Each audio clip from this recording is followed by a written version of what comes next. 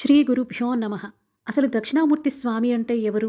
శివుని జ్ఞానస్వరూపమే దక్షిణామూర్తి స్వామివారు. ఈయన దక్షిణ దిశకు అభిముఖంగా కూర్చుని మౌనంగానే శిష్యులకు జ్ఞానాన్ని అనుగ్రహిస్తారు.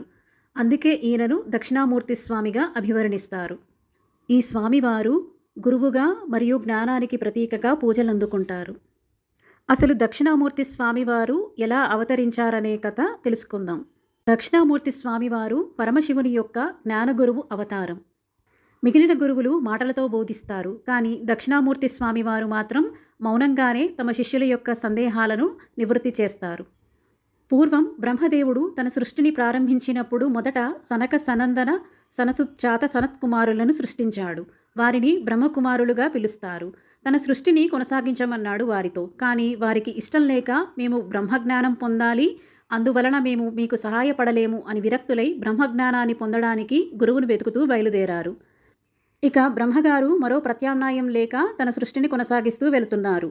ఈ నలుగురు గురువు కోసం వెతుకుతూ నారద మహర్షి సహాయంతో మొదట బ్రహ్మగారిని అడుగుదామనుకున్నారు. కానీ ప్రక్కన ఉన్న సరస్వతీదేవిని చూసి ఈయనే పెళ్లి చేసుకుని సంసారంలో ఉన్నాడు, ఈయన మనకేమి బోధిస్తాడు అని అనుకుని బ్రహ్మను అడగలేదు. అలాగే మహావిష్ణువును, పరమశివుడిని కూడా అడుగుదామని వెళ్ళి వారి పక్కన ఉన్న లక్ష్మీదేవి, పార్వతీదేవిలను చూసి వారిని కూడా అడగలేదు. పరమశివుడు ఈ నలుగురి అజ్ఞానాన్ని చూసి బాధపడి వారికి బ్రహ్మజ్ఞానాన్ని ఉపదేశించాలని అనుకున్నాడు. వారు వెళ్లే దారిలో ఒక మర్రి చెట్టు క్రింద దక్షిణామూర్తిగా కూర్చున్నాడు. వీరు నలుగురు ఆ మూర్తిని చూసి అతని తేజస్సుకు ఆకర్షితులై ఆయన చుట్టూ కూర్చున్నారు. దక్షిణామూర్తి స్వామివారు తమ మౌనంతోనే వారందరికీ కూడా బ్రహ్మజ్ఞానాన్ని అనుగ్రహించారు. అలా మౌనంగా ఎందుకు బోధించారంటే, బ్రహ్మము లేక పరమాత్మ మాటలకు మనసుకు అందనివారు కాబట్టి అలా బోధించారు. దక్షిణామూర్తి జ్ఞానానికి విద్యకు అధిపతి. ఆయనను పూజించడం ద్వారా జ్ఞానం, వివేకం లభిస్తాయని భక్తుల నమ్మకం. ఆయన గురువుగా పూజలు అందుకుంటాడు. ఆయన శిష్యులకు మౌనంగా ఉండే జ్ఞానాన్ని ఉపదేశిస్తాడు. దక్షిణామూర్తి స్వామివారిని ఆరాధించడం ద్వారా ఆధ్యాత్మిక జ్ఞానం, మోక్షం సిద్ధిస్తాయని నమ్ముతారు. అనేక సమస్యలకు పరిష్కారం చూపుతారని కూడా నమ్ముతారు. గురవే సర్వలోకానాం విషజే భవరోగిణాం నిధయే సర్వ విద్యానాం దక్షిణామూర్తయే నమః. ఇది దక్షిణామూర్తి స్వామివారిని స్తుతించే శ్లోకం.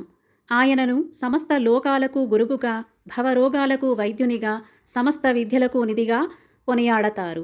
అలాంటి స్వామికి నేను నమస్కరిస్తున్నానని ఈ శ్లోకం యొక్క అర్థం. ఓం శ్రీ దక్షిణామూర్తి స్వామియే నమః. ఆ స్వామివారిని మరొక మారు తలుచుకుంటూ అందరికీ సెలవు. ఈ వీడియో మీకు ఎంతో కొంత నచ్చినా, ఉపయోగపడినా కూడా please like, share and subscribe. Thanks for watching.